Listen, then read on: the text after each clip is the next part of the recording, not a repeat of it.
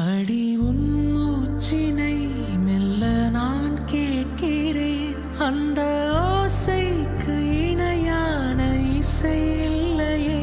உந்தன் கூந்தல் மூடி கொஞ்சம் அசைகின்றது. அந்த அசைவுக்கு நடனங்கள் இணையில்லையே. சிற்பம், கவிதை, ஓவியம் மூன்றும் சேரும் ஓரிடம்.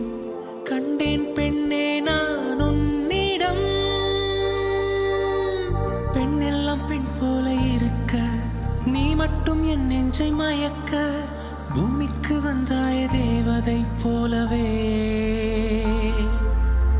அடடா பிரம்மன் புத்திசாலி, அவனை விட நான் அதிர்ஷ்டசாலியோ.